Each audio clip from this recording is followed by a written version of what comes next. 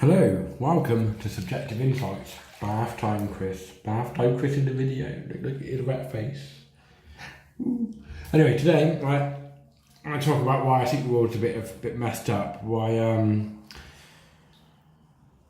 and the internal shift within human consciousness that I don't want to say needs to occur, but that is on the horizon. Okay. Now, a lot of people, they'll talk about how, as humans, we are uniquely evil and wicked and uniquely rapacious in the animal kingdom. And I think this is a load of bullshit. The only difference between us and the rest of the animals is that we have a massive capacity to get stuff done in relation to them, right? So if you were to get a lion and you were to give the lion an equal capacity to humans to get stuff done, they would create at least as much of a mess, if not more of a mess, than we do. Now, why do we create this mess? Why do we fuck up the planet? Why are we so short-sighted? It's because we're stuck in a kind of scarcity mindset. We're stuck in this, and we've got this idea still that there is somebody above us, some higher order above us, that is the arbiter of law and that we have to kind of concede to. And that's rubbish. A fit analogy to understand the state of humanity on this planet, and as far as is commonly aware of in the entire universe, is that we're like children with no parents at home. And the parents aren't going to come home. There are no parents at home. You can have a party, mate. You can do what you want. And then the next stage in that analogy, of course, is that home is actually your home. So you don't want to fuck up the house because you got to sleep in the bed, you know? You don't shit in the bed if you're going to sleep in it.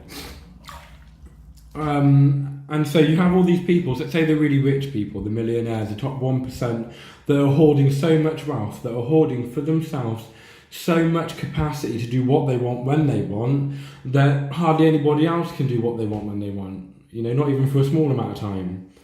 And the reason they're doing that for, what is stockpiling? Stockpiling is a fear reaction. So they're pathologically fearful. So that's why they're stockpiling so much. And so if we could get out of the mindset where, you know, the order as it is now is how it has to be, it doesn't, it's purely arbitrary. And if we can recognise that we are gods, we can do anything we want. And we're in the process, like all technological advancement, all progress is basically advancing our capacity to do what we want. And there's so much out there to get done. So if we could just get out of that fearful mindset and just share things out communistically, and then all get together and say, okay, then we've all got our needs met, we've got food in our belly, we've got a shelter, we've got mates to hang out with, we've got women to love and all that kind of stuff. We got all that sorted out, and then we all get together and it's like, wow, you know, we got this massive surplus of capacity to get stuff done. What the fuck are we going to do with it? I mean, we're all doing what we want when we want now, aren't we? We've got the machines doing all the hard labour. They don't care about doing hard labour. No complaints have come from them yet. They don't have the capacity to care. It's we that have the capacity to care. So we'd be to that state, and then it'll be like, well, what do we want to do? You know, well, why not go out in space and create new inhabitable worlds? Why not funnel that surplus of capacity to do what you want into that? You know, there are very common kind of things where we could come together on that.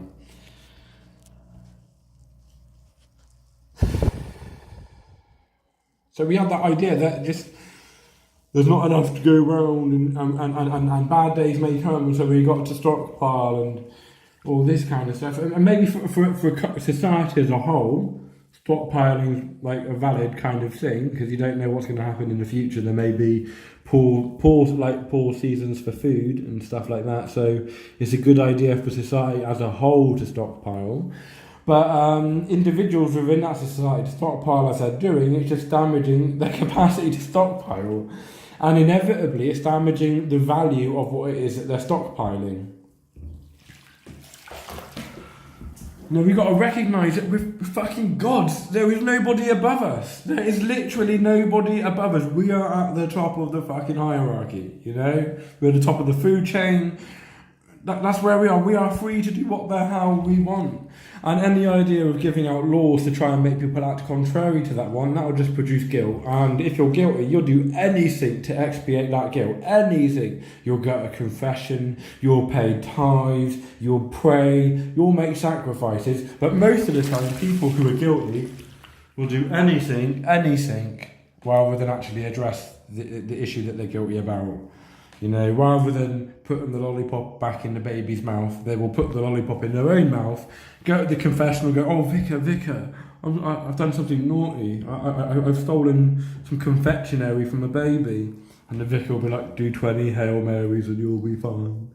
Guilt and laws do not work. We've got to recognise our power. We've got to recognise that we've got to sleep in this bed, so we best not shit in it.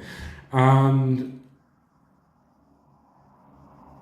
that, really, we've got to recognise the freedom and spread it round. Goodbye.